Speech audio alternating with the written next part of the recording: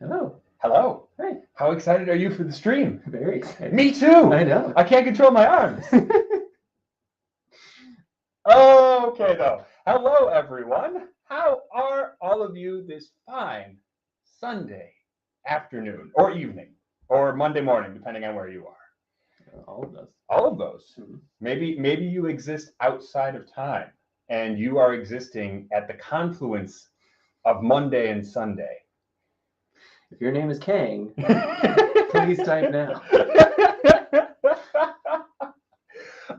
Anyway, but I am so glad to be here. My name is Ed, of course. This is the Rock Gut Review. You know who I am. I'm terrible. But this is my guest, and he's not terrible. He's a lovely, wonderful human being. His name is Eric Schmalz. Yes.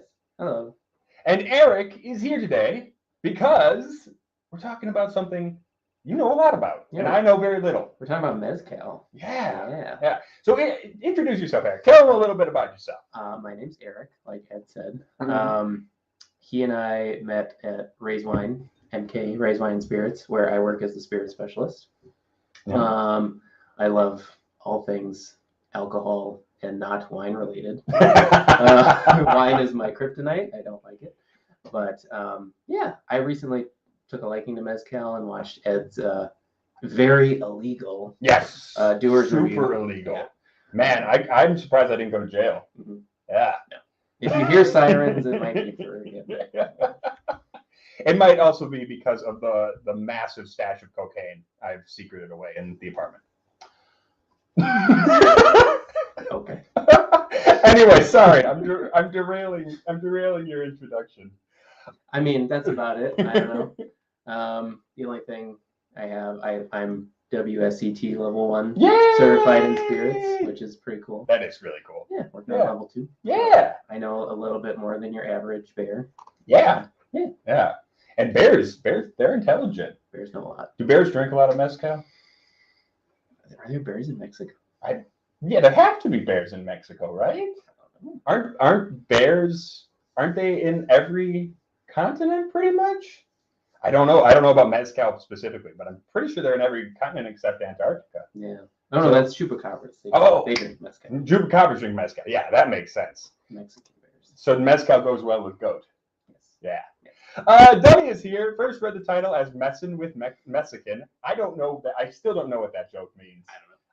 I know you guys say it a lot. No idea what it means. But he's got to go do dishes and bust some tables. So thank you for taking a moment during your smoke break from PF James. My Aunt Tracy's here. Hey, Tracy, good to see you. Andrew K. Ed making the tequila jump. Kind of. Mezcal for now. But maybe I'll get into tequila too.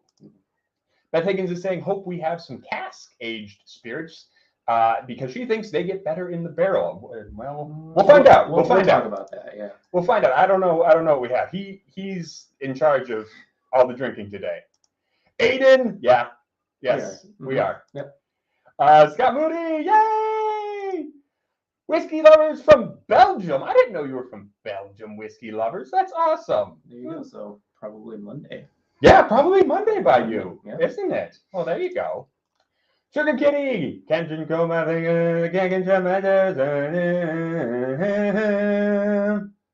I've been sedated since I was 4, so yeah. Now he's unhinged. Now I'm unhinged. Bourbon, what's going on? Mez what? Well, we're about to find out. And Bourbon Bites, my guy, Cliff. Go show Cliff some love if you haven't already, because I love Cliff. Clifton is amazing. Cliffy, as he's sometimes known.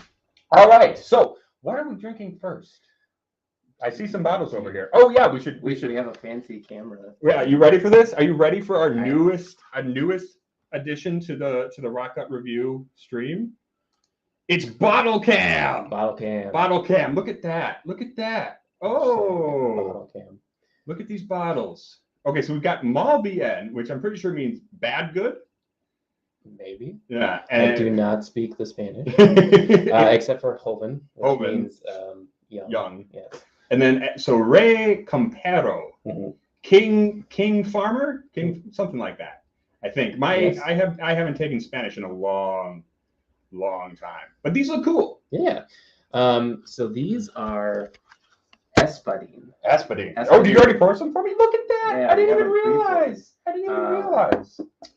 Left is the Rey Campero, and right is the Malbien. Oh, yeah.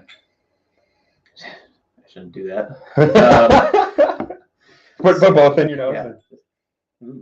Delightful. It looks like some sort of weird futuristic gas mask or something like.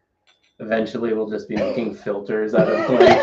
Blank carrots, and you can carry your favorite spirit around with you all day. Just it'll be like essential oils. Yeah, exactly. So I've poured 2 espadines just to do a fun little comparison here. So now mezcal? Mm-hmm. You say espadine, and espadine, right, is a type of this guy. Yes, it is a type of agave. Yeah.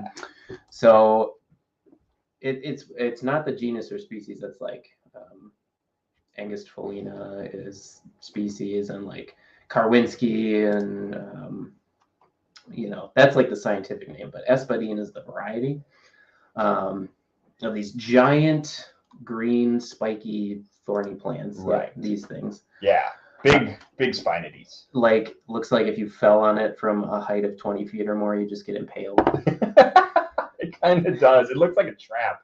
Right? It looks like a trap in a fantasy, a fantasy book. Yeah. Like, oh no, I've fallen into the maguey. The maguey. I think maguey is the Spanish word for agave. Yeah, I think so. I haven't taken Spanish in years. I took it through college, and I still can't speak a lick of it. I took German for 6 years. And I don't know. Yeah. But you take that. Mm-hmm. Oh, and we should address real quick before we get any farther. I saw a comment from Andrew K. Just realized mezcal and tequila are different. Always thought mezcal was a type of tequila. Here we go. I love this. Okay. All right. Hit us with the knowledge. If whiskey is the umbrella group to Scotch and Irish and bourbon, right, mezcal is the umbrella group to all agave-based spirits. So mezcal classifies, weirdly, mezcal, and then tequila, Soto, Rasia, which we have a Rasia, and Bacanora. That's a fun name. Bacanora. And these are all like different geographically based distilled agave spirits. Gotcha. Yeah.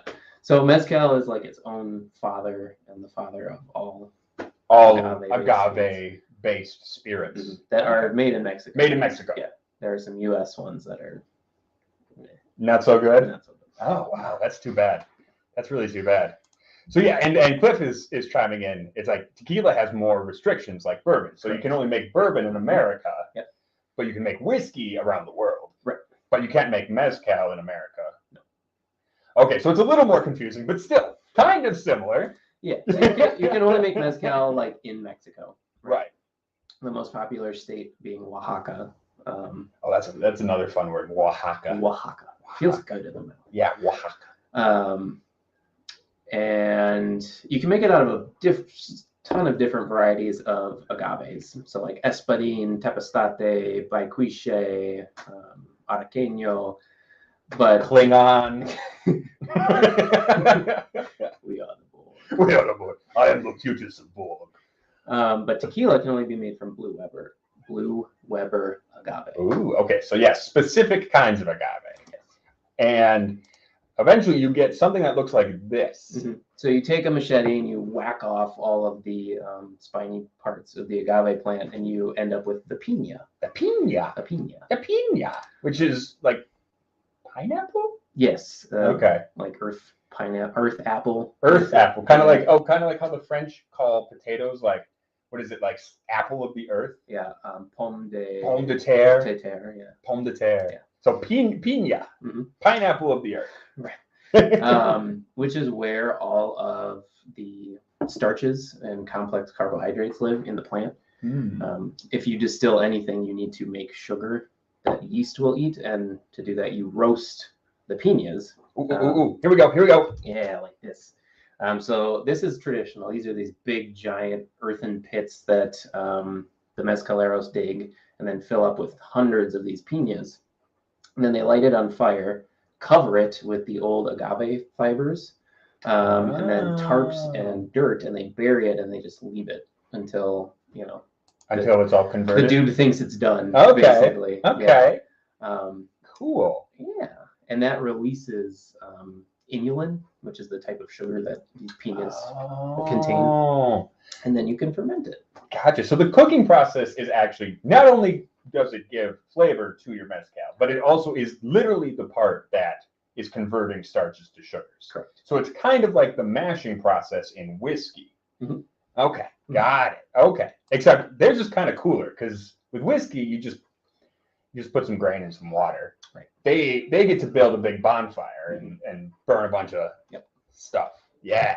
Burn it. Burn it. Burn it all. Burn it all. As opposed to space melon. Earth pineapple versus space melon. It's like we use a cleaner at work called Simple Green. And Oh, I've yeah. been calling it Complex Red. Oh, man. Also, Sugar Kitty says, Rey Campero is Spanish for keep your shirt on. I don't know if I can do that, Sugar. Oh, no. You're just tempting me. You're just tempting me. I gotta look away. Hey, Whiskey Wookie's here! Yay, Whiskey Wookie! Good to see ya. All right, but we've got two espadines. So these are made from the same kind, and the Ray is on the left. Again, bottle cam, real quick, so you can see what we're drinking. Again. Look at it, bottle cam. Bottle cam. So we got Malbien over here, and that's on my right, which is that guy. Yep. And then we've got Rey Campero. Which is that guy. Yeah. So they're both, neither of these are very clearly Hoven, which means young, yeah? Yes. Hoven is basically just off the still. Okay. So no barrel aging with these. Nope. Pretty typically, if you're going to store a mezcal after you distill it, you'll put it into like big glass jugs, basically. Like not even like huge tanks, really. You only get, a few 100 liters or so out of a batch. Okay. And now I was wondering about that because I was looking at some of these stills that they make. Mm-hmm. And for example, this guy right here. Yes. You see a lot of these where they have kind of like, you see they have some copper components, but a lot of them are earthen pot stills. Yes. So, excuse me, most modern, I say modern, but like easier to make stills will be copper. Sure. Easier to work with, but traditionally, and it's even a part of a certain quality of mezcal, which is Ancestral, has to use clay pots. So there'll be like these sculpted earthen pots that are pretty meticulously maintained to distill with. Yeah, I was looking at these. These look really, really cool. Mm-hmm. Just the way they're set up there's something kind of really neat about this. I hesitate to say the words more simple because it doesn't look more simple necessarily. It looks more rustic. Yeah. Yeah. But I mean, the principle of like pot stills is there. Like you have a boiler, and then you have a concentrator, and then you have a line arm, basically. Yeah. How do I've always said line arm, but then I heard some like Scottish guy say lin arm. Lin arm. It was the weirdest thing. I don't know. I've been questioning if I've been saying it wrong this whole time. I mean, it could just be their region. Yeah. Anyway, also, my whiskey den's here. Go show some love to Patty. Go show some love to Patty and the boys. And yes, we do have the Bozal. Yeah, the Bozal. We are not there yet. Yes, we're almost there. Okay, but anyway, let's check out these espadines.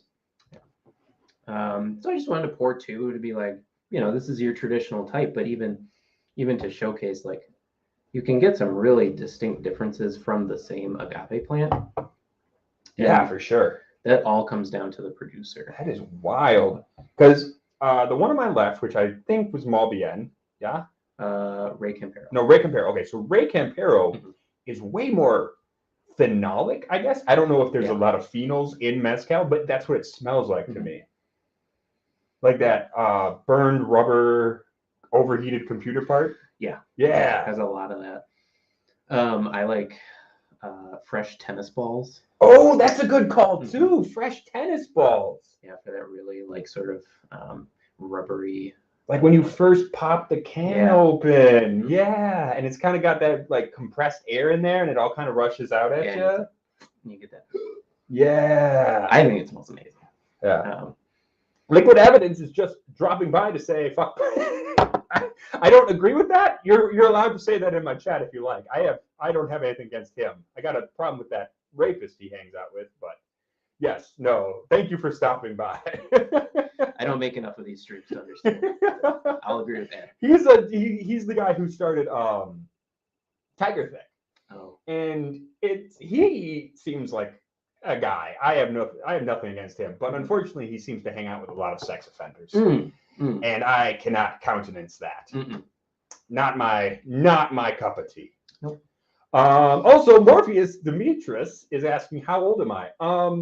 I was born in the late 80s, 1880s, but I did skip like from the 50s to the 80s of this century. Okay. So I'm something like 60, gotcha. I guess. Yeah. I was year 34 of the second age. My hair hides my yeah, right. There you go. Yes, he does seem like a guy. Anyway, but the Malbien, I was going to say, the Malbien is more vegetal, for sure, but it also smells, I don't want to say sweet exactly, because it's not exactly sweet, but it smells kind of, a little bit more kind of chocolatey, like a bitter chocolatey kind of thing. Yeah.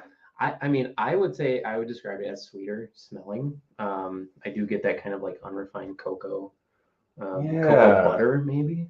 I could see that. Yeah, it's not straight up caramely. Exactly, but it definitely is sweeter than the Rey Campero. It's like a sponge cake level of sweetness, you know. Well, that's really interesting to me because you don't really think about when you're working a still, right? There's really no residual sugars coming off a still. Correct. So it's interesting that you get that level of sweetness in what's basically new make. Yep. Yeah. And I will say, not a lot of producers do this if they're making like, you know, high quality mezcal. Yeah. But you can add up to 49% by volume. It's a certain type of sugar, but you can add it as it comes off the still. So you can back sweeten it. Kind of like with rum. Yeah. Gotcha. Okay. But a lot of artisanal producers don't really do that. Yeah. Because they want the quality of their product to come through. For sure. Yeah. Doug R., great liquor, never drank it. Yeah, great guy, never met him. It's kind of like Captain America, got dropped off in the past and has been reliving it since.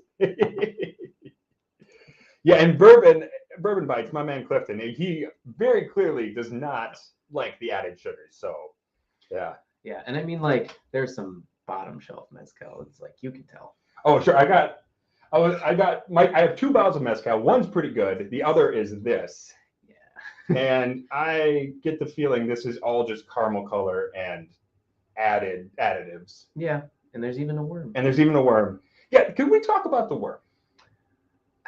I know people are going to want to talk about the worm. Yeah, the worm, it's not done so much anymore. Like, this is basically a gag at this point.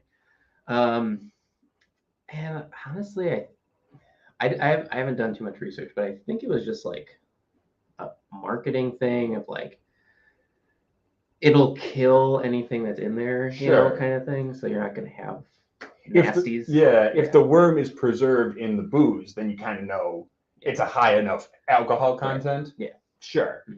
I have heard, and this is coming from someone who doesn't drink a lot of mezcal, I have heard that the white worm, this cheap ass little white worm, the gusano that's floating in here, does not really add any flavor, as what I understand. But there are some people who seem to think the red worm is actually nice.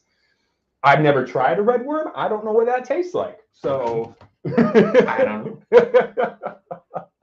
Sugar Kitty, do you not want us to talk about our wiggly worms? At least let us talk about our wiggly worms for you. Isn't that what you wanna? I'm gonna say it. I'm gonna say it.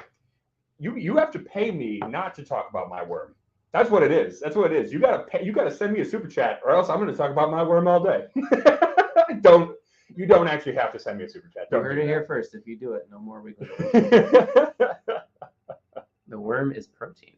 Yeah, the worm as that make well, I suppose. If you ate it, yeah, or and swallowed it on accident. I'm sure there are plenty of people down in Tijuana or wherever going on visit, tourists going for a visit, and they're like, I want to drink the worm. I need the worm. And Aiden says, like the worm does anything, and he says, yeah, he gets asked for mezcal with the worm so often. Yeah, it definitely does seem like at this point it's very much just a ploy. A ploy. Yeah, a gimmick. Yeah, pretty much. Yeah. So we've got first espadine, more plasticky, kind of smoky, ferny, and then our second espadine, little bit more sweeter. On the sweeter side, definitely lighter. Yeah. Like the Ray Campero has like a back of the throat sting for me that the Malbian doesn't really have. Yeah. I mean, it's really cool. Like, two different mezcaleros used the same plant and made two totally different things. Yeah. I would definitely say if you're coming from, say, like bourbon, right? The Malbian kind of fits that mold a little bit more, whereas the Ray Campero is much more. It's what it reminds me of. If you reach behind you, here I gotcha. It reminds me of the Matsui. Yeah. The peated Matsui. Yeah. Japanese. Yeah.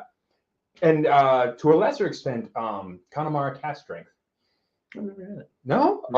Oh, you're in for a treat. Oh boy. You're gonna have Connemara cask strength before I'm not gonna ruin your palate right now, but before the end of the stream, you're gonna have some Connemara cask strength. Fair enough. Also, Bubble Bath is here! Yay! Bubble Bath! Good to see you, buddy. Find a better mezcal, yes. Yes. Anyway, and I did see a question from my whiskey den, and I thought this was a good question, and I'm sorry I didn't get to it sooner. Do you think they take a bigger cut of the heads than they do in whiskey just to get some of that sweeter flavor? I would say yes. I mean, when you're dealing with mezcal, right, these are not inexpensive to even at the base level. Like the most inexpensive would probably be like around $40 for a good mezcal. And when you consider like, all right, these guys are going out into the desert, chopping down plants, hundreds of them, just to get one batch of this, and you only get like 100 liters per batch. I think they're not going to waste that much. You gotta do a wider cut. Right. Sure. Sure.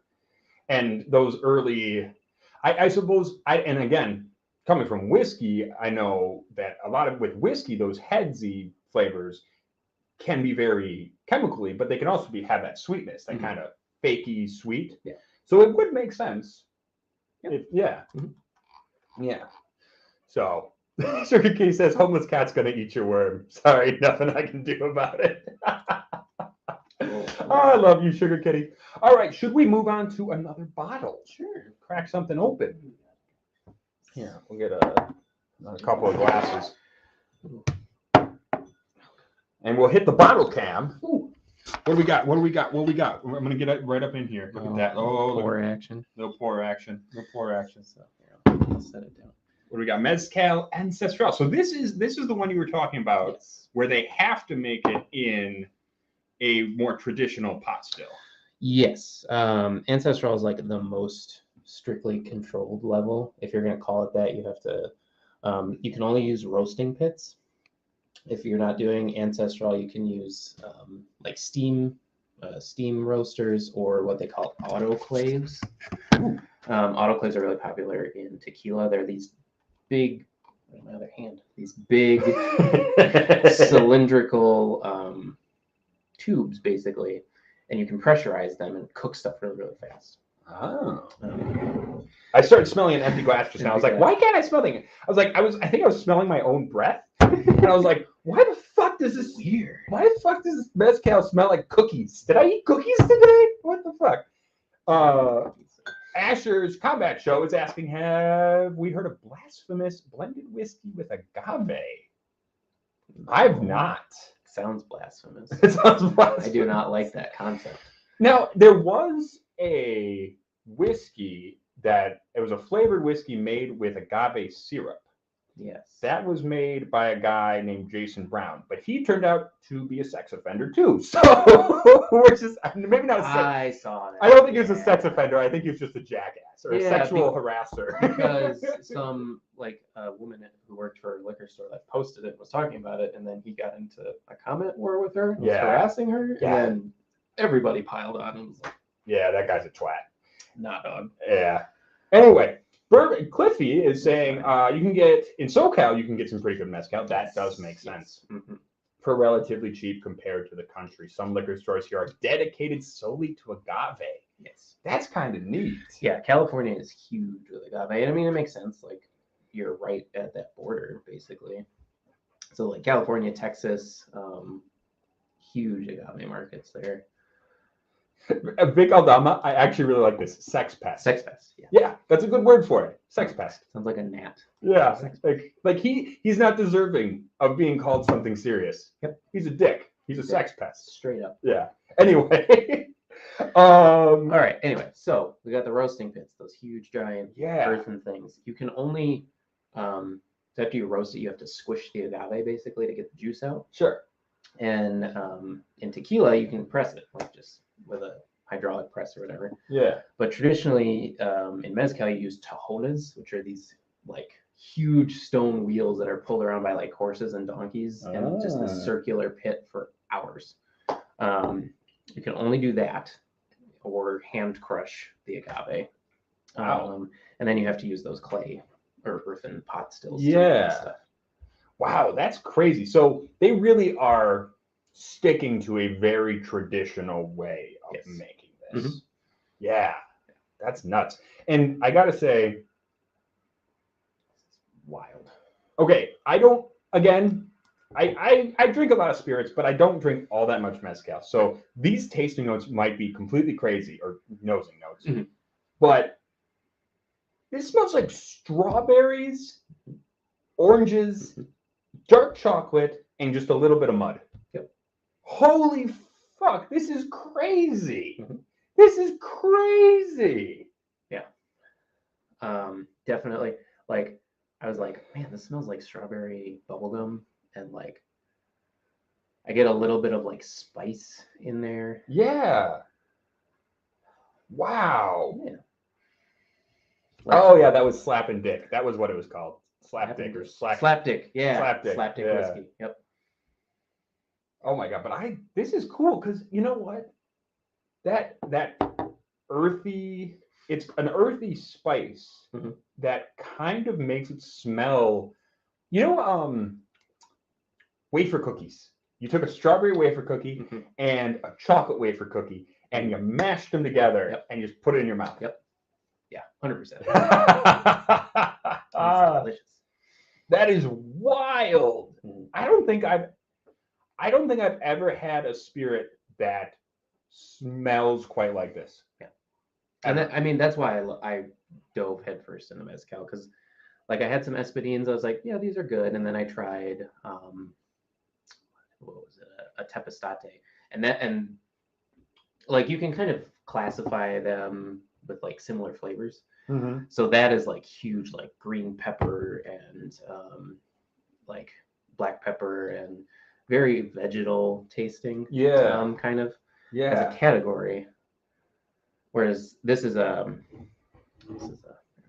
Oh, do you want to? We can hit the bottle cam. Bottle cam. So go down here. This is a Tobala.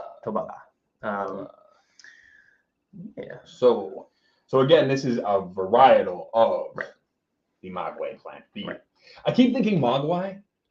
I keep thinking the little gremlins from Gremlins. My mogwai, drink my mogwai. Yeah. Could you imagine that little drunk dude? What was his name? Gizmo. Oh yeah. I think this is really cool. It is really cool. It kind of smells like coffee too. Mm-hmm. Yeah. Yeah, and it's really fun because like, you know, the two espadines had at least a little bit of a smell of that like smoky quality. Sure. Because like everyone's like, oh, mezcal's smoky and oh, it tastes like you're drinking a bonfire. Like, Yeah. same with Lafroig over here. Oh yeah. But not always. Sure. And you know, I gotta say, this is not smoky. This reminds me more of like, again, sorry to keep taking it back to whiskey, but that's my wheelhouse. That's fine. This reminds me of like you know how Bunnahabhain releases their peated, their Mona? Moina. Mm-hmm. I know. The Scottish pronunciation is Moina. I refuse to say that. In Irish, it's Mona, and I'm going to keep saying it. Mona. But that they have that. It kind of reminds me of that level of smoke. Mm-hmm. Not quite that super, like meaty Ardbeg smoke or anything like that. Just the lightest little touch, wisp. You know, just enough to make it earthy and spicy. Mm-hmm. Yeah. Yeah. Like it's odd to describe something this way, but it's effervescent with the smoke. Yeah, I could see that. Yeah, like kind of it floats. Yeah. It floats over it. Yeah. This is from a producer called La Locura. La Locura. And I think it's the Mezcalero runs a restaurant in Mexico.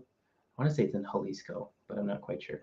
But he makes these batches and curates like a huge mezcal list there, invite only to get in there.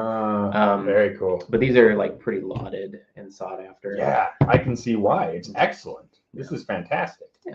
Also, I do want to say goodbye and good night to my Aunt Tracy. Thank you so much for hanging out, Tracy. I love you. Yeah, and stay rotten, stay healthy, stay safe. But yeah, Bubble Bath makes a good point. Saying all agave is smoky is like saying all Scotch is. Right. And a lot of Scotch may use peat, but there's certainly different levels. Mm-hmm. Yeah. And Gary White, cheers. Cheers, dude. Good to see you. Cheers. And Vic Aldama really wants to try this. How much is a bottle of this guy run you? So I got this through a distributor. I believe retail is around $149. Okay. So this one is going to be pricey. Yeah, that is pretty pricey. What were our friends over here running for? Mobian and Ray Compero. Each of these was around $40. 40? Okay, not bad. Not bad. Certainly, you know, if you go by the old standard of what premium was, like better than 30. But that's kind of antiquated at this point. Mm-hmm. Yeah. But I will say, since we moved on from espadine, Tobala as a plant takes about 15 years to grow. Wow. Yeah. So not only are you waiting to find more of the product, like you can only get so much at a time, or otherwise you're going to exhaust your supply. That's wild. Yeah. Whereas espadine takes about 6 years. Okay. And it's the only variety besides Blue Weber that they've been able to cultivate. Sure. Yeah. Wow. So much like cutting down a tree to make a barrel, you got to rip this whole thing out of the ground. Yep. It's not like you're just using one part of the plant. You got to pull this thing up and chop that guy. Yeah. Wow. Yeah, and you really only have it depends on the plant, but you have a small window to do it where it's flowered and released, or it's either flowered or flowering, where the sugars are starting to get activated and used to actually get to it and cut it down. Yeah. Okay, so that is so weirdly different in a way from how I was going to say whiskey is, because you don't want the. Oh, you okay there? Sorry, I was trying to read. Oh, trying to read. Sorry, let me get my glasses out of the way. No. Bad eyes. No, it's kind of like the opposite of whiskey, where, well, I mean, in a way, there's a parallel, because when you mash whiskey or malt whiskey, you don't want it to grow too much. Mm-hmm. But with this, you are putting it in the ground. You are waiting it to grow a certain amount. You want it to get growing. Yep. Oh man, so weird. So weird. Hey, kampai. I don't know what you say back to kampai. Is it? Hopefully it's just kampai. I think it's just kind of like kampai. Yeah. No, I like this one though. I already finished it. It was really good. Yeah. What was I gonna say? I heard a comparison for this brand once, is that La Locura is the compass box of the mezcal world.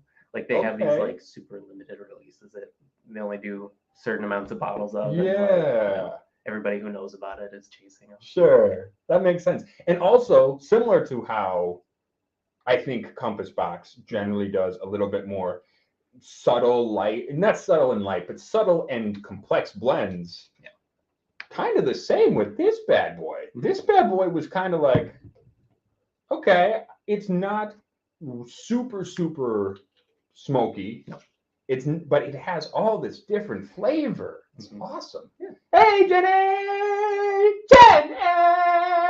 Jenny! Good to see you. Jenny. But yes, Jen A, of course, of Women of Whiskeys. They're awesome. Nice. Go show them some love. Ooh, bubble bath. Having any Pechuga today? Oh, we yeah. do have a Pechuga. Oh, should we do that next, or I don't want to mess with your order. I have an order. Okay. Pechuga should generally be last because Okay. it's weird. It's Okay. a weird one. Okay, save the weird for last.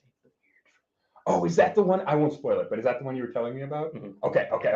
I don't want to spoil it. I don't want to spoil it. Okay. Now we have the Bozal. Bozal. Ooh, we're gonna do it. We're gonna do it. Gotta get in here. Bottle cam.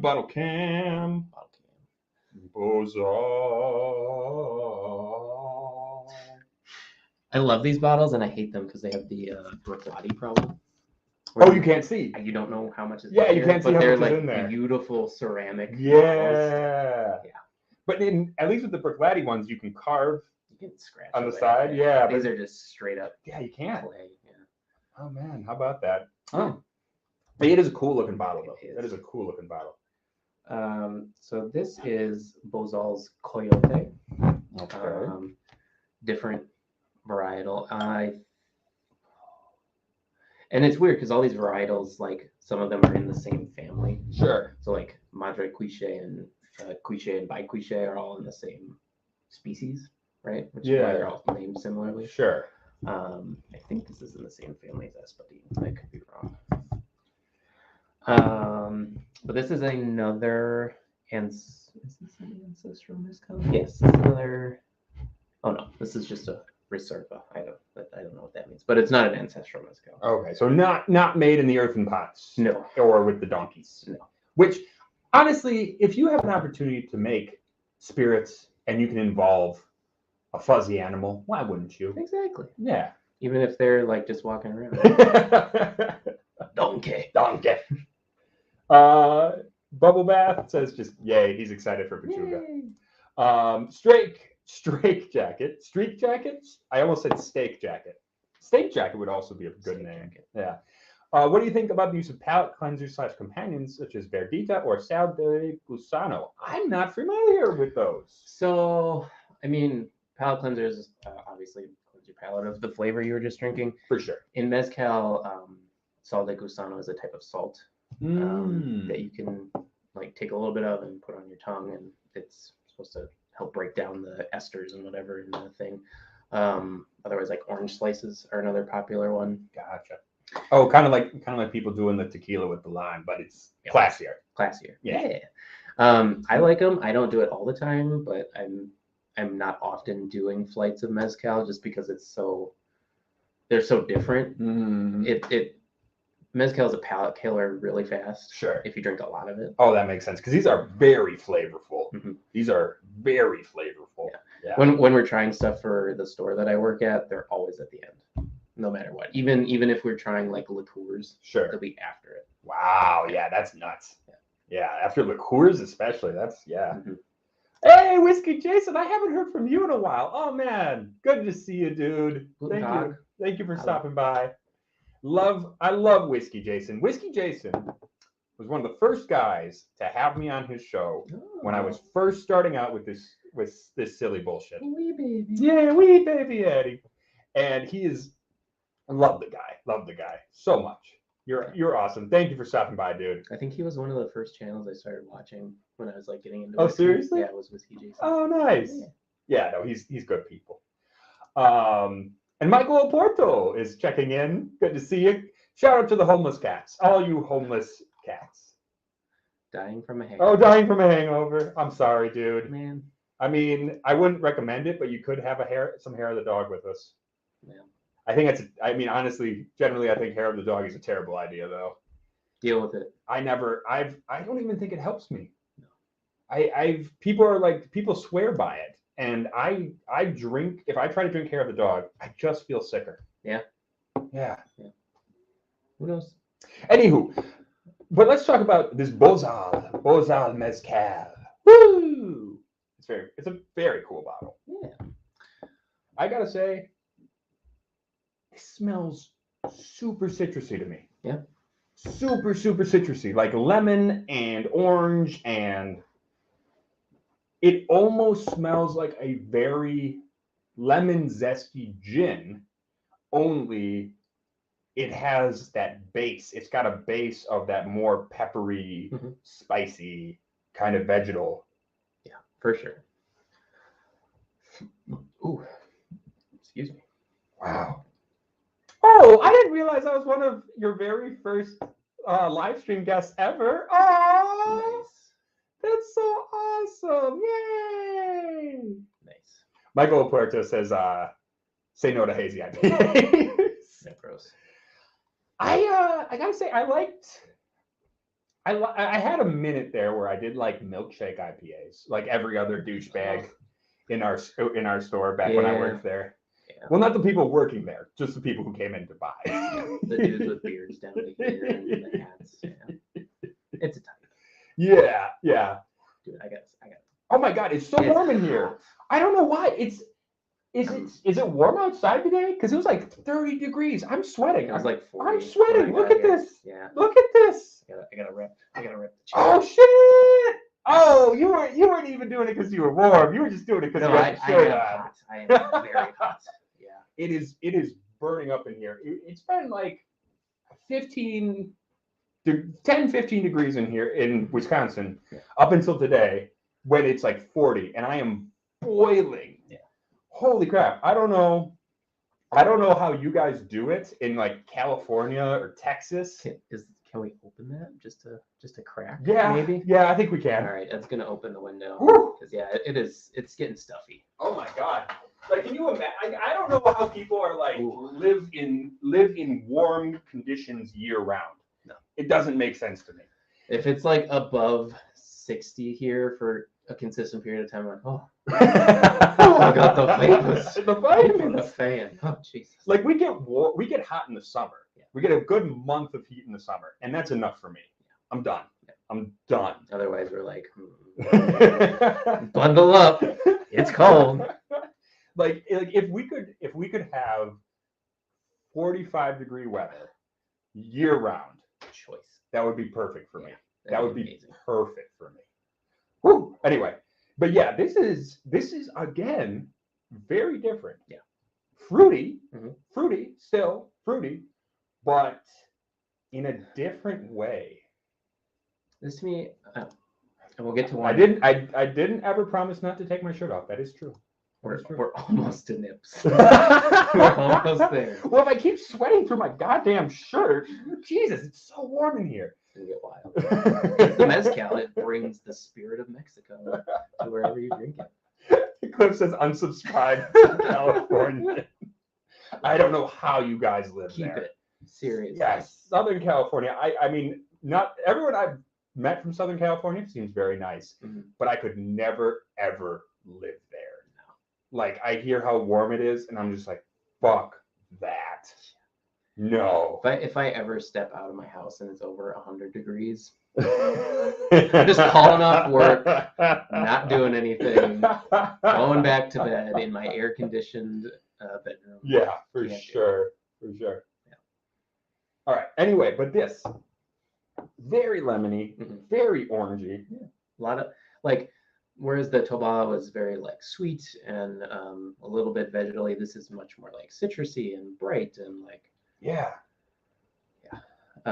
And really, I don't get any smoke. Well, no, I don't. I take that back. I get earthy, spicy, but I don't get smoke. Yeah. Yeah. Yeah, no, that's a whole different ballgame.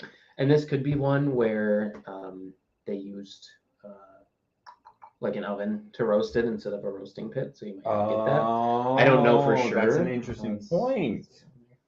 So if you use an oven, yeah, it would make sense that you would get less of that, because the actual process of cooking in a pit kind of chars and it keeps that in there, like it keeps all those smoky oils from escaping. Oh, that's why they pile everything on top it. of it.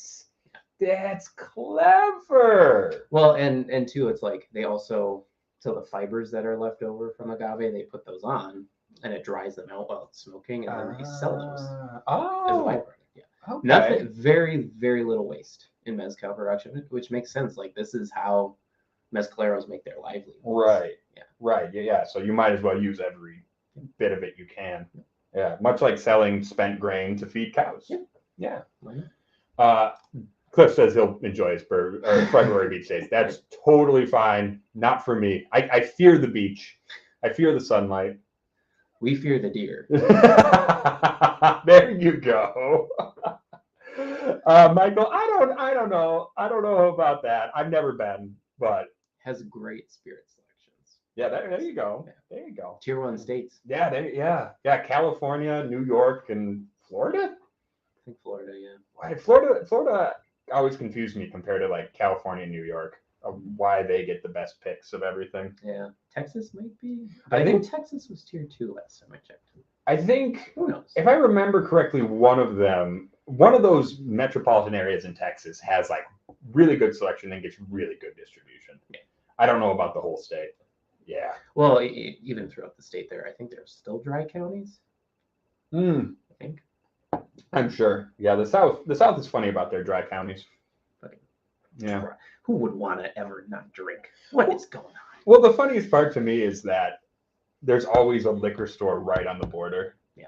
Mm-hmm. Yeah. Which everybody goes to. Yeah. And my dad used to say, because he lived down in Texas for a little bit, and he was in a dry county. So every evening, it was somebody's job to drive over and buy the beer from the next county over and then bring it on back. That's good. And then every morning, the foreman, because he was working construction, every morning the foreman would hand out meth.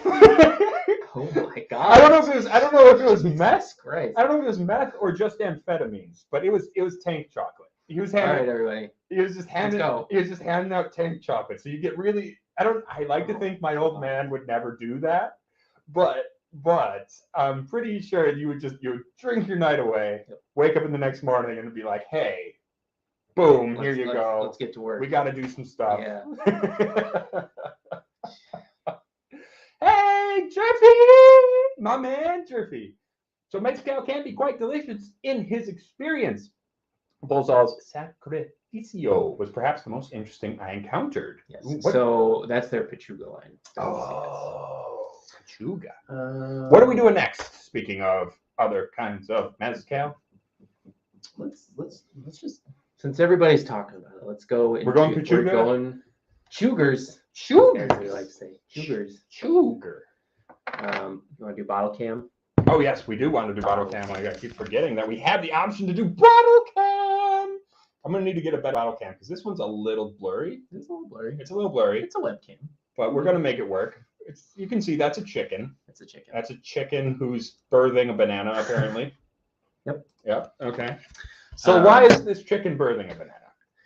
So this chicken is birthing a banana because this spirit contains eau de chicken, basically. Eau de chicken and a bunch of other stuff. So this is a Pechuga. And it's a type of mezcal production where, very similar to gin, where you take a basket, right? Like a wicker basket, and you fill it with spices and old rotten fruits and, just stuff that's about to go bad that you want to use up.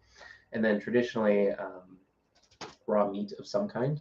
So like you said, mezcal goes good with goats. I've seen a lot of goat Pechugas where they take a whole goat leg and just hang it in still. And it's raw. It's a raw. Big old raw goat leg. Yeah, because once you're done distilling, you would traditionally eat it, like as a feast. Sure, because it kind of, I mean, imagine it would cook to a certain extent in a still. I mean, because the still is like 170 plus. Right.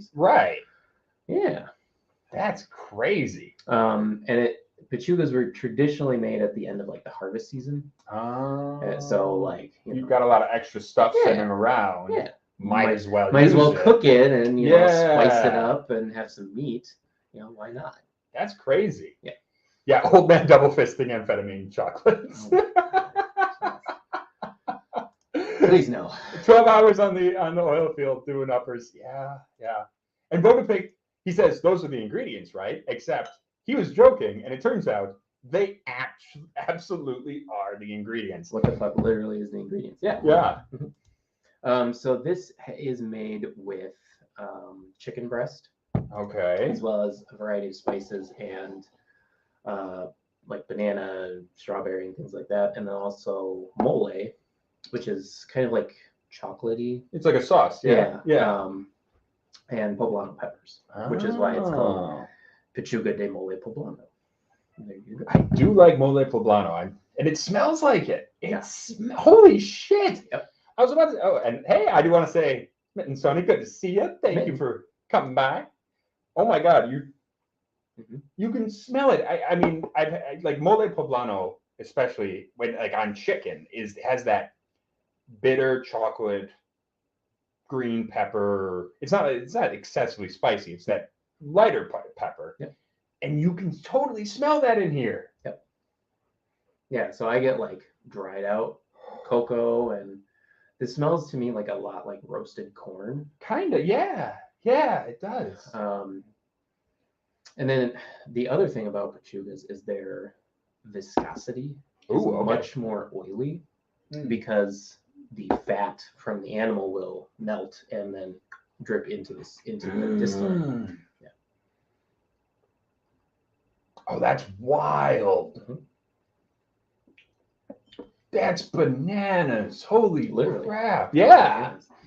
Okay, I'm sorry. I'm rolling up the shirt. I am still very warm. This is happening. This is how we live now. We're going to get into tiger thick here. Yeah, right. No, this is fantastic. It is so different from any of the other mezcals we've had. And like I was saying to Ed before we started, Pechuga is like you either love it or you hate it, right? Yeah. So it's like with gin. Like there's a lot of people who are gin drinkers, and there's a lot of people who aren't gin drinkers, right? There's a lot of people who like Pechuga, and a lot of people who are like, this tastes gross. Like, why would you drink this? It is really weird. I will say it is weird, but I like this. Yeah. Like I've had some weird shit. I've definitely had some weird shit that didn't work out. Bubblegum head. Yeah. Well, bubblegum head is one that worked out. Yes. But this is some weird shit that worked out amazingly well. I was kind of nervous to try this because when you said raw meat and rotten fruit and all this stuff, and I was like, there's no way this is going to be good. Yep. And I am very, very pleasantly surprised. It's a lot like Jamaican rum, where they have huge hogo pits where it's just piles of carcasses of fruit, and they just let that smell waft over everything, so that gets pulled in. Yeah, it's like that's so interesting. I do want to talk about Cinco Sentidos is the brand. It started very similarly to La Locura, where it was a gentleman who owned a restaurant in Mexico, and then he was like, I want some mezcal. Yeah. And it's basically like a lot of this is like independent bottlers, pretty much. Sure. Because a lot of mezcal producers aren't going to have the facilities to bottle their own distillate and distribute it. Sure. So what these people do is they invest that capital and bottle it and get it certified and send it out. Gotcha. So the mezcaleros themselves, this is not necessarily a giant industrial project. No. These are agave farmers making this themselves. Yep. And then, distribution might come about because somebody decided, hey, this shit is awesome. Yeah. We're going to buy that up. Thank you for making it for us. Yeah. Man, that's crazy. Michael is asking, have you ever heard of Rosaluna Mezcal, a walk-in mezcal? I have not, no. I mean, Wisconsin has some pretty limited distribution when it comes to mezcal. Like the first 3 that we tried, I basically had to go through our distributor catalogs and be like, what the fuck, guys? Why aren't you These are selling this? awesome. Yeah. Why don't we have them? Because distribution's terrible. Yes. Oh, speaking of distribution, I'm sorry, may I interject? Guess who? My mom works for UWM, Okay. and she puts together conferences for the UWM School of Continuing Education. Sure. And she's having the Women's Leaders Conference this coming April. Okay. And guess who's sponsoring it? Breakthrough. Yes, yes, it is. It's my old employer, Breakthrough, who I have to say, I think I did a pretty good job working there. But ever since I left, I've been talking to people and watching what's going on. I think Breakthrough might just be the most fucking up distributor in the United States right now. It's amazing how badly they're fucking up. Yeah. I probably shouldn't say that. I don't want to be mean. I mean, did you sign like a non-disclosure agreement? No. Whatever. I mean, speaking from the other end, at the receiving end from distributorship, it has its problems. I won't digress, but like. Yeah, you don't want to say anything because you need to work with them. Yeah. I don't. And it's not like it's just this little thing. Breakthrough's a national corporation. No, and I love the people I worked with. It's just I've been going to different liquor stores and stuff, and I've just been seeing the brands that aren't on shelves. Yep.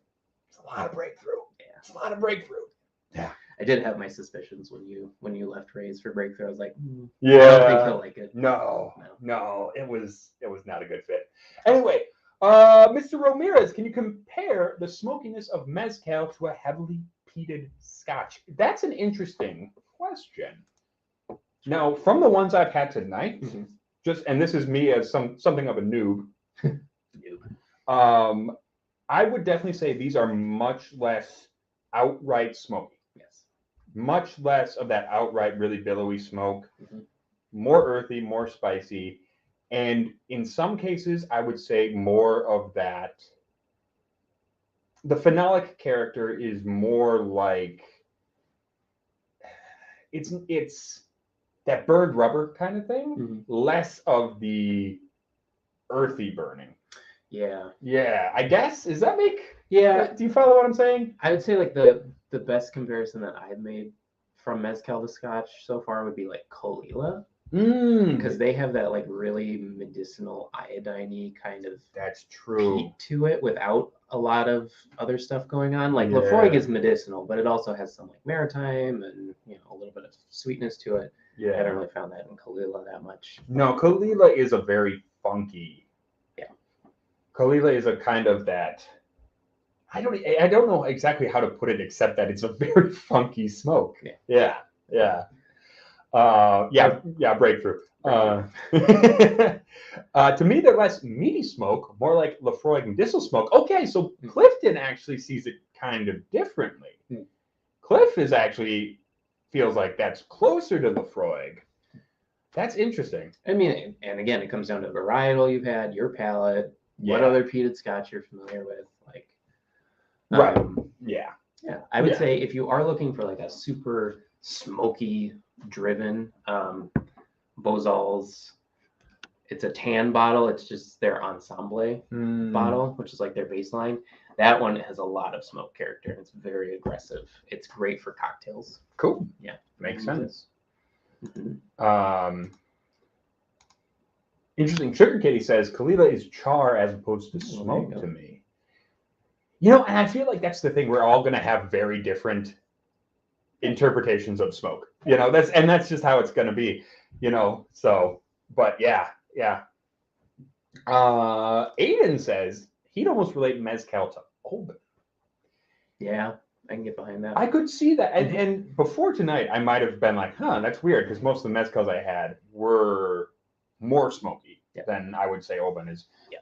But some of these we just had, these are actually a little bit closer to that style. Yeah, for sure. Cliff, no, we're not gonna ignore you. Whatever you say is right, dude. Whatever you taste, man, you know that. We love you. We totally appreciate your input. Yeah. And hey, Haywood Jablomi, what's going on, my dude? Hey, Haywood. All right, should we have another? Another. Throw it on the ground. We're running out of glasses, so I'm just gonna do a Scotch rinse on this one. Just Yeah. do a Scotch rinse. Bottle can. Bottle can. Bottle can. What is it? It's a So this is another Cinco Sentidos product. Ensemble de four magueyes. So what do you think that is, Ed? So ensemble. So it's an ensemble. Yep. De cuatro magueyes. So 4 agaves. Correct. Yep. Okay. So this bottle is pretty special. Here, I'll spin it around. No. Okay. So this here is Aficionados Group. It's a group that I'm a part of and have featured selections on your channel before. A couple of the rums that I've had. Yeah. I know this. The triple X rums. So we got approached to do a batch of Cinco Sentidos. 2018, I want to say. Very cool. So this is the first batch we've done. Since then, there's been like 4 more. Sealbox.com if you want to buy it. There you go. Got a plug. Yeah. Got a plug. But so this was selected by a couple different people in there and then blended up for us and shipped out.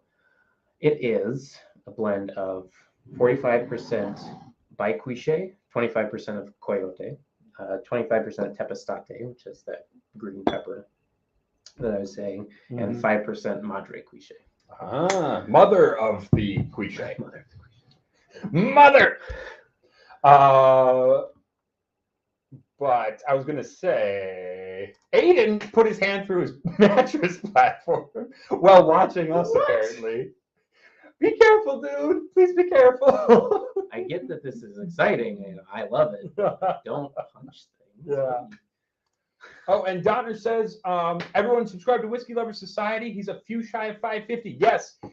Go over, search him, or if you're a wrench, one of my wrenches, if you wouldn't mind throwing the link in there for me, I would really appreciate that. That would be awesome. Otherwise, go search Whiskey Lover Society. Go subscribe. Show some love to everyone in the whiskey community. So, and Cliff said, oh, Brandon Knight's here. I just saw him. Yay, Brandon Knight. But Cliff is saying he loves the label on this one. Yes. Most of the mezcal labels that aren't like bigger brands or cheaper brands will usually they'll disclose everything. So like yield, type of still, type of crusher, like how many agaves they use, the type, the species. Like it's ridiculous how much detail that's awesome goes into it. Yeah. No, I love transparency, and I would prefer everyone did it this way. Yeah. Mezcal really is generally the most transparent of spirits. I mean that I've found. Cognac is really good too. Rum is not. Rum is terrible. Well, it's just there's so many goddamn different countries, and they all got different rules, and it's all fucked up. Can you just agree? Something. Oh, Bubble is saying Heaven Hill recently purchased Mezcal Vago. Yes. As part of an acquisition. Yes, they bought Mezcal Vago and Tequila Ocho when they bought the Few Spirits portfolio out of Illinois. Mm-hmm. I personally don't know how I feel about that yet. I love Mezcal Vago. They're great. It's, again, an independent bottler who works with 4 different producers to make, I think, a dozen or more different kinds of Mezcal. But I really don't want Heaven Hill to mess with it too much. Get in there. Yeah. Because we saw with the whole strike thing, that was a little. Oh God. Not good. I love Heaven Hill products. I do, but I worry about the business decisions sometimes. And I guess the point is never have heroes. Right. Never have heroes, because they're gonna disappoint you. I rinsed and then I didn't drink the water. Okay. Yeah, I've done that a million times. I've done that a million Why times. does this taste so watery? It's so good. I have definitely just smelled glasses of water before. I've just sat there and I've been like, what the fuck? This is really complex. And the problem is that I'm not drinking a white spirit at the time. I'm drinking a whiskey. So I'm sitting here sipping it. I'm seriously, what the fuck's wrong with this shit?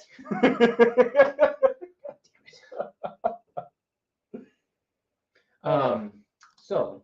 Oh, but Aiden was holding his mattress and he leaned on it. And, oh, dude. Be careful, please. Dude, we love no. you. Don't hurt yourself. Anyway.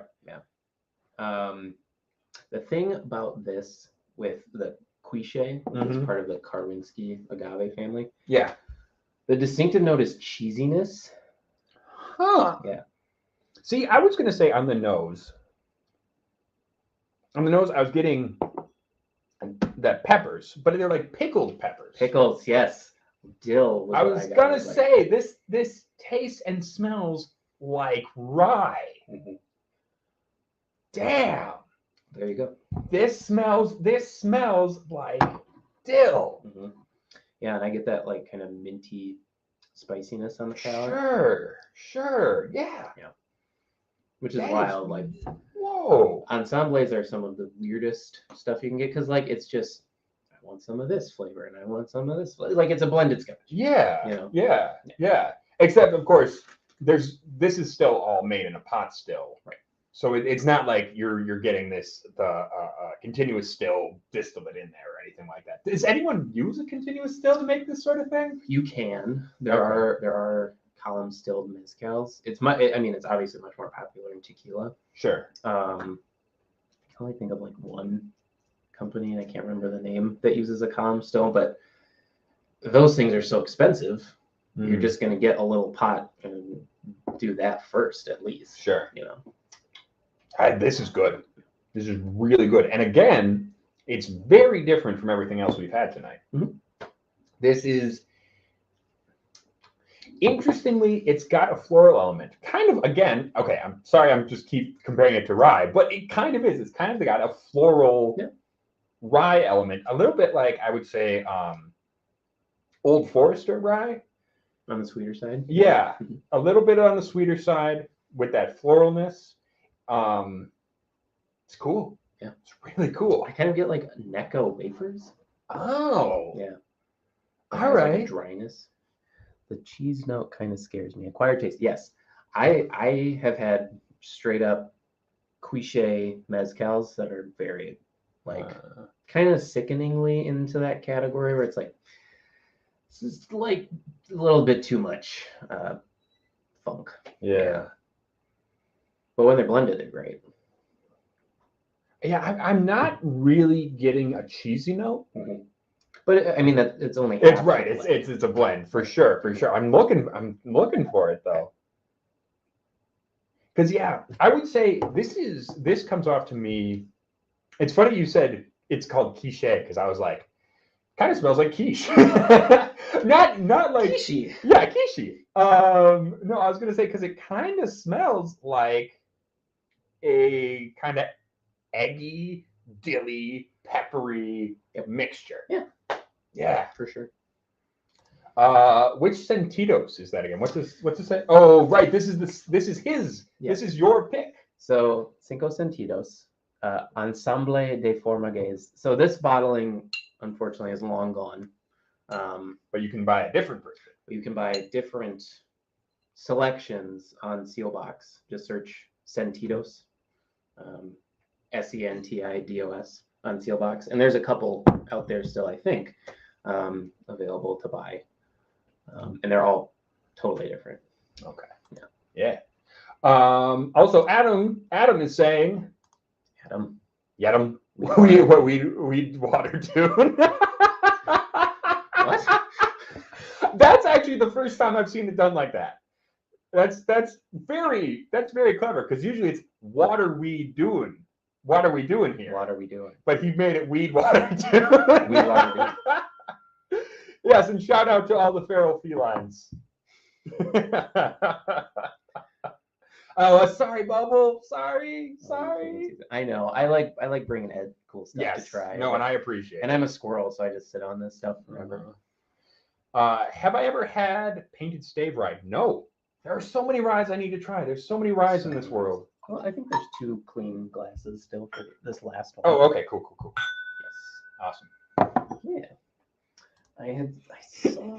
Oh my God. Cliff, you have no idea. When I first uploaded that video, I had just reams of comments that were all inside jokes from a podcast I had never watched. And I had no goddamn idea what anyone was talking about. It's just chaos. And eventually somebody from like the Fighter and the Kid Reddit reached out to me and they're like, here, check this out. You'll kind of understand a little bit. I was like, okay, I'm starting to get it. There are still inside jokes that I don't get. And they keep making up more. And I don't know what they mean. Somebody showed up the other day and asked me to walk them to their truck. In the comments, not in real life. Not in real life. Then you'd be like, sir, I don't know you. I don't know you. Back away. But it was like, so people keep telling me to walk them to their truck. And I'm like, I don't know what that means. What are you saying? Oh my God. Anyway, should we show them the last bottle? Yes.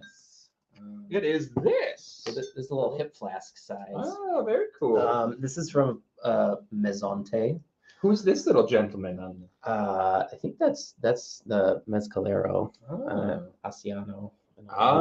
Very cute.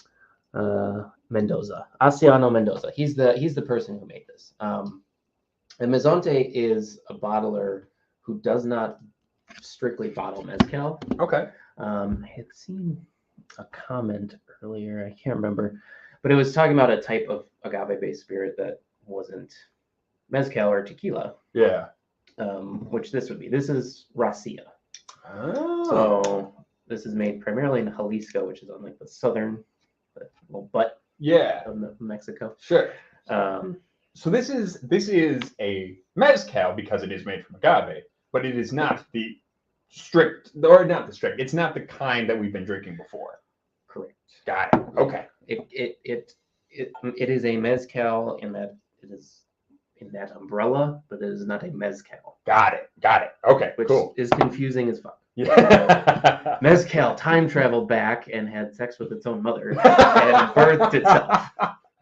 If time can forgive Fry for being his own grandfather. Walk me to my truck is definitely a bit of a dive. Okay, I'm glad it's not that I have no idea what. Walk me to my draw. Apparently that's a bit of an inside baseball reference. All right. Okay. I don't want to know the meaning. Don't tell me the meaning. I want to be confused because it's funnier. Because then you can play off of him and make it even weirder. You can make it even weirder. I have no idea what you're talking about. Capone says, "What are we doing here? Cheers, Papa." Actually, so Painted Stave is a Delaware distillate. 67% rye, nice. Super citrus, spicy oak, maple syrup, interesting. And it's Total Wine partnered. You know what? I am not opposed to shopping at Total Wine. Yeah, I know. I'm not opposed to shopping at Total Wine. I generally do try to buy from smaller shops if I can. If the only place I can get something though is Total Wine, I'll go there.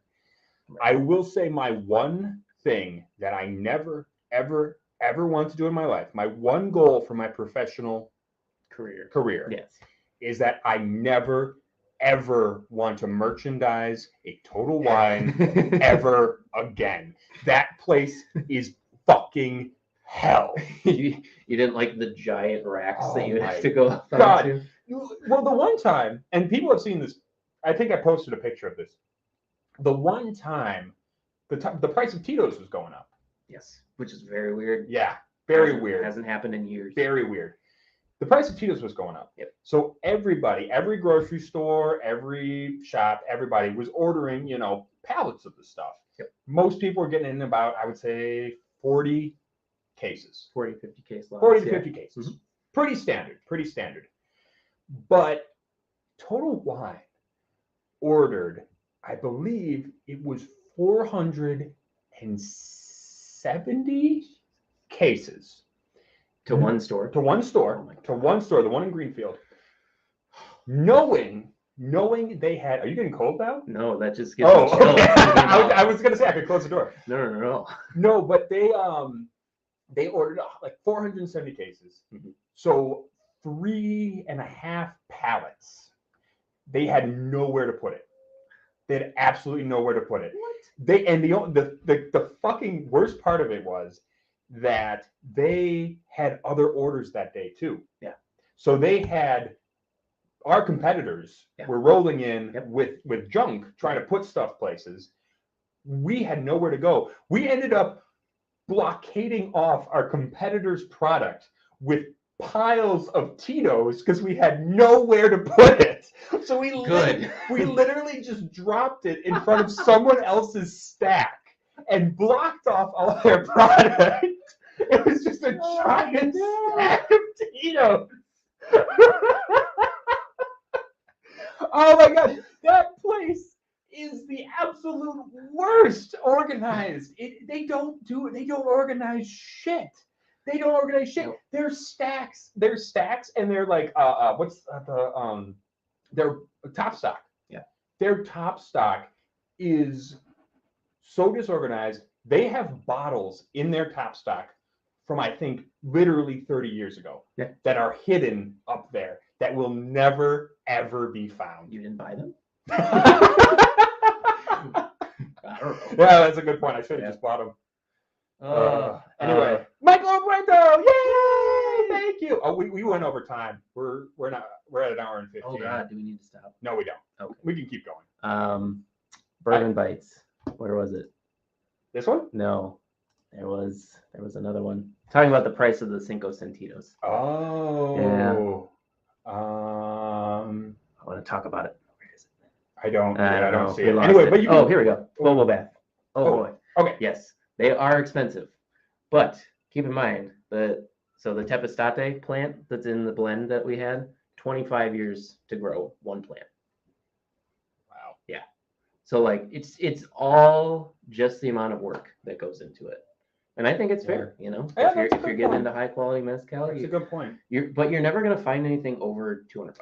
Yeah. Like Scotch, do that in a heartbeat, you know. Yeah, for sure. Bourbon. Oh, bourbon's getting crazy these for days. 4-year-old bottled in bond bourbon. Oh my God. Can we talk about Blue Run real quick? Blue Note. Or Blue Note, the fucking one with the butterfly, the one with the Pokemon. Look, I am more than willing to pay a lot of money for young rye. Right. And people may think I'm crazy for that, and that's okay. But I am more than happy to pay a lot of money for young rye if it's good. Yeah. They're crazy though. They are absolutely fucking nuts. You're really gonna charge that much? Oh my God! What are you doing? What are you doing? But they did it like Pokemon. They put out like 8 SKUs. Yeah. And they're like, here you go, collect them all. And then they put out the rye and they're like, you gotta get this one too. And people will buy it because it's like true. It's true. Yeah. Oh man. Dude, have you smelled this? It's crazy. It smells like a small town gift shop. Yeah.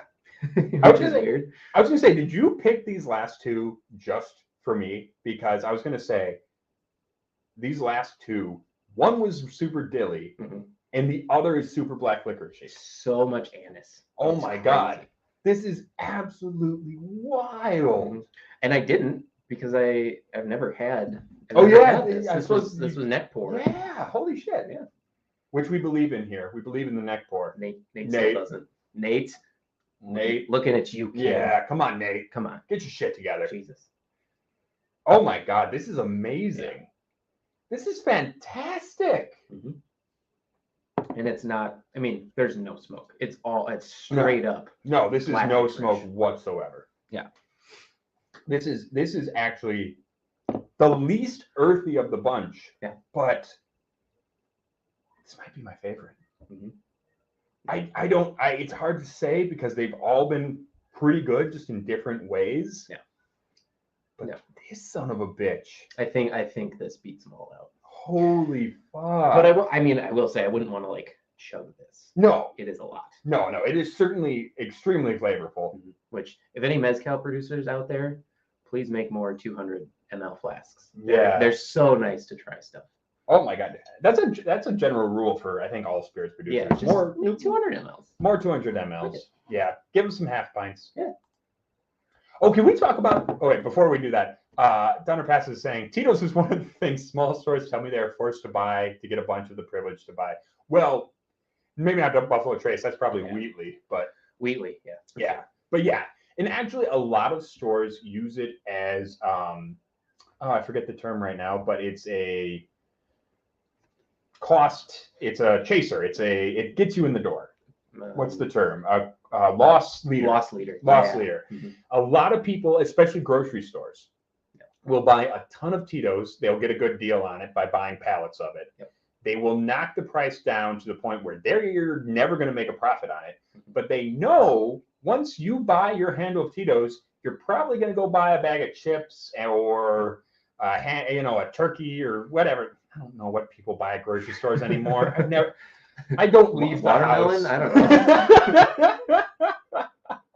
Yes, I do my shopping online and they put it in my car. Yeah, I exactly. don't even know what I'm getting. Exactly. Yeah, loss leader. Thank you, Sugar Kitty. Yes. Which, I mean, in other states that's probably true. In Wisconsin, you have to sell it above a certain price point, or otherwise you can't sell it and you'll be fined. So you can't lose money on it, but you just can't make that much. Yeah. Bubble bath. Bubble bath. I did not mean you. I meant Nate, our coworker. Yeah. my wine and spirits director. My previous coworker. His current. Yes. He does not believe in the neck pour, and I'm trying to change his mind. Yeah. Oh my God, this is so good. What were you gonna say before we talked about Tito's? I don't know. I'm sorry. What were we talking about? I don't know. You were gonna say like, "Oh, can we talk about it?" And then you saw the Tito's thing. I was like, "Ah, shit." Oh, I don't remember. Shit. Maybe if I scroll up. Yeah, it was around it was around Donner Pass's comment. Sneaker whiskey. Sneaker whiskey. It is sneaker whiskey. Yeah, yeah, that's a good point.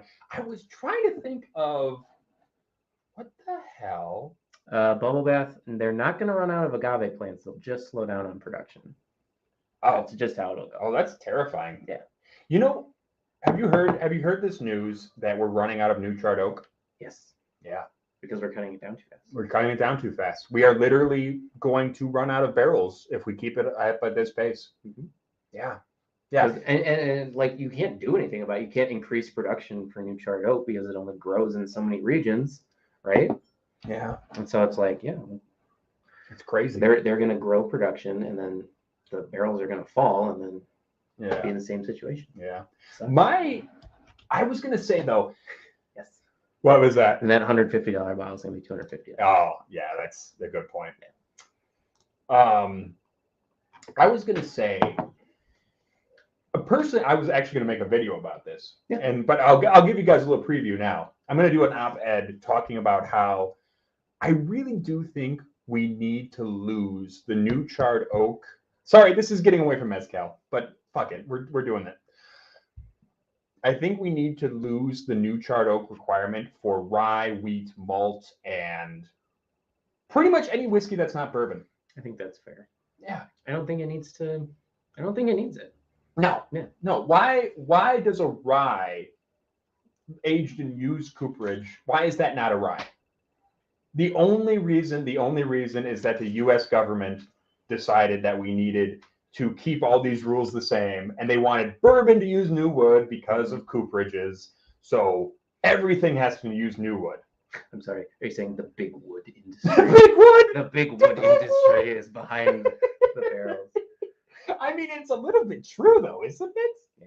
Like there was back in the 70s, there certainly was like an impetus to like, we need you to use American wood. Like get out there and fucking make some barrels. Yep. American, made in America.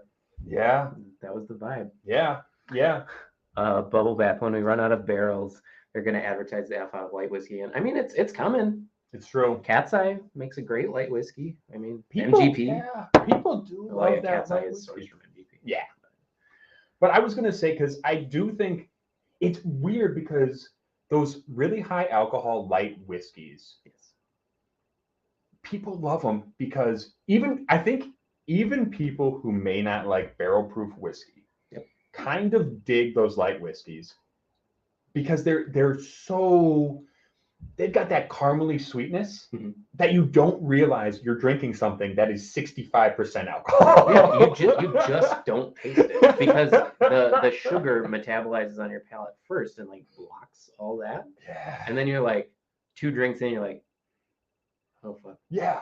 Yeah, no, you can drink a 70% 140 proof whiskey, and you're just like, well, fuck it. All right. Might as well. Yeah. Yeah. And you don't feel anything until about an hour later, and you're on the goddamn floor. Oh, you know what? Speaking of barrels, that reminds me. We had a question like at the beginning of the stream about oak age. Yeah. Oak age mezcal. Here's my opinion. Don't barrel age mezcal. Ooh, okay. Hot take. Yeah. There are some out there and they're fine, but the amount of work that goes into producing a Joven mezcal is so high that covering it up with barrel sweetness, it's just a disservice. Okay. You know. Yeah. Like I don't know why there's reposado and añejo mezcal other than the fact that they have it in tequila, so why don't we try it? Sure. You know.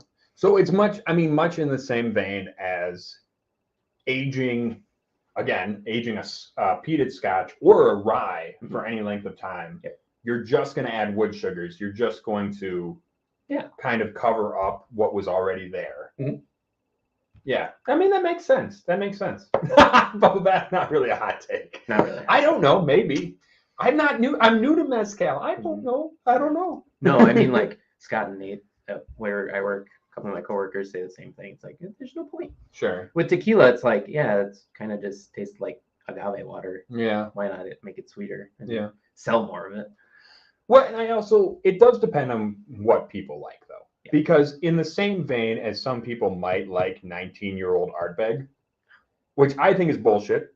I think 19-year-old Ardbeg is a crime against humanity, and they should be tried in The Hague. But some people like 19-year-old Ardbeg. I'm sure there are people who are going to like, more a mezcal with a little bit more wood influence. I think it'll always be there, but I mean, without people like liquor store workers who are going to push it, it's never going to be. Never going to be a thing. Yeah. That's entirely fair. Yeah. That's entirely fair. Okay, so we have come to the end of our mezcal tasting section. Thank you so much for bringing all of these. Again, we're going to do one more. We're going to do one more bottle cam. So just to remind everybody. Bottles. So we got Well, here we go. We got Bozal. Bozal. We had. This was not a mezcal. This was a Rasia. Rasia. That is a cute label. It is cute. I like the little fella. Yeah, that's adorable. The La Locura Tobala. Tobala. And then we had the Malbian, and Re Compero. Yes, both espadines. And then we had, and I'm going to put them in front now, 2 Cinco Sentidos. Yes. Now, of the bunch, yes, I have to say, I think the last one, what was that? The Mezzante. Mezzante. I think that was my favorite. Yes. The Tepe. Yeah. Which I will say, it's called Tepe. It's not made from Tepestate, which you would think it's made from an agave called Cenizo. Oh, okay. Neat. Yeah. Cool running. Hey, Sancho Agutza. Slancha. I do have to say, though, these were all really good. I don't think there's a single one I disliked. I think they're so diverse. They've got such a range of flavor that I think you really can enjoy these wherever you're coming from as a spirits drinker. Yeah. It all just comes down to getting the right one first. Sure. You don't want to, if you have the weirdest, if you go in with this Pechuga Mole Poblano, and you're not expecting that, I could definitely see you're gonna have a bad time. Kind of being driven off by it. Yeah. But this is really good. This is actually really, really fantastic. Yeah. So yeah. What are you gonna do? Hey, are you gonna try some Connemara cask strength with me? You want me to? Yeah, I think we're gonna have to. Scottish rinse here. I really hope I still have some. Oh God. Oh no. I have so many goddamn whiskeys in here. All right, there we go. Pot still. So the reason we ended up talking about this, did you have this Teeling pot still? No, we have it at work now. Do you want to try it? Start. Either way. Yeah, we can do the cone. Okay, let's do the Connemara. Oh, that's actually, so Donner Pass is saying agave syrup is a big health food fraud. Interesting. People are using it as an alternative to high fructose corn syrup, but it has more fructose than the corn does. Hipster BS marketing, save it for liquor. That is an interesting take because I've never heard of it as a health food. I don't keep up with that hippy dippy shit, honestly. I drink a lot of liquor and I eat a lot of meat. Yeah. So I don't know anything. Same. I don't know anything about that fucking hippy dippy shit. The only thing I use like agave syrup for is margaritas because it's Mexico. Why not? But yes, but I think they make the agave syrup out of the leaves. Oh, rather than the piña. They press it out of. Sure. Yeah. Rather than the piña because they use the piña. Right. Okay. So you've had base Connemara. Yes. Okay. This is yummy. Yes, base Connemara is very good, right? Mm-hmm. Okay. Try it. I don't know if I like where the tone is going. It's very good. Yeah, Connemara, base Connemara is a very tasty peated Irish whiskey. That's nice. People have some different opinions about this guy. Okay. People, this is a somewhat controversial bottling. I will say that much. Okay. So I'm interested to see what you think of it, because this reminds me a lot of those first two mezcals. Sure. We had. Okay. Yeah. At least in the phenolic compound way. I mean, maybe it's everything that we've been smelling. Oh, dill. Hello, ensemble. But I'm not besmirching it. I'm saying it's very, very unique for a peated whiskey. It's a very unique peated whiskey. Okay, here we go.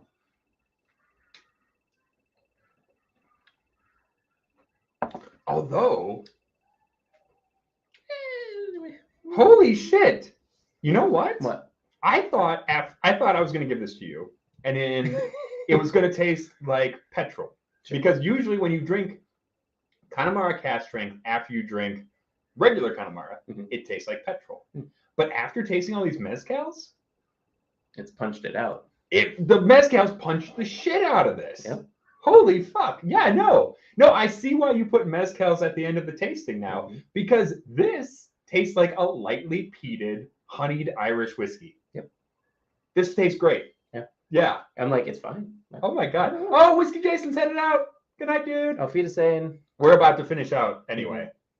Yeah, no, and that's the thing. That's the crazy part. Donald Rance has absolutely described this as a burning tire fire on an oil derrick. However, after all these mezcals, nope. This is comparatively tame. God, the science of palates is weird. That's wild. Yeah, I love it. That is absolutely wild. So if you want to enjoy Connemara cask, have some mezcal. Drink mezcal first, and then come back to this, because this now tastes like a very. Yeah, it kind of tastes like a Lafroig or an Ardbeg 10. It tastes like Lafroig, but with more tropical fruit. Yeah. Like kind of that mango-y, pineapple-y. Yeah. Yeah. I really like that. Holy shit, this is really good, actually. Goddamn. I think we figured out the trick to enjoying Connemara cask strength. We found the cheat code. You just got to drink a bunch of mezcal. Also, I just noticed because we were using natural light and it gets dark here so early now. Yeah. The contrast has slowly gotten deeper over the course of this stream. Yeah. That's kind of cool, actually. Like it looks more purplish now. After hours with Ed and Eric. Yeah. Oh, after hours. You know what that means. I'm not gonna do it. I was gonna do it. I'm not gonna do it. You don't have to do it. Never feel pressured to do anything you don't want to do. My parents might be watching. I don't know. Hi, Mom. Not that she's not seen it anyway. Anyway, thank you all so much for watching. Really appreciate it. Yes. We already did that last night. I was in bed. Okay. I'd had a little bit of, and I was very tired. Okay. But Burr Ben got me to get out of bed, take off my shirt, and dance on stream for charity. And yeah, That's awesome. Yeah, so I did do that last night. Awesome. Anyway, until next time, thank you all so much for watching. Oh, and before we go, down or pass, first round today, Hakushu, Distiller's Reserve. Nice. Hey, Nate owes us a bottle of Hakushu, or at least a drink of Hakushu. He does. Yeah. Yeah. Again, coworker Nate, not any other Nate, coworker Nate. He did promise he was going to buy us.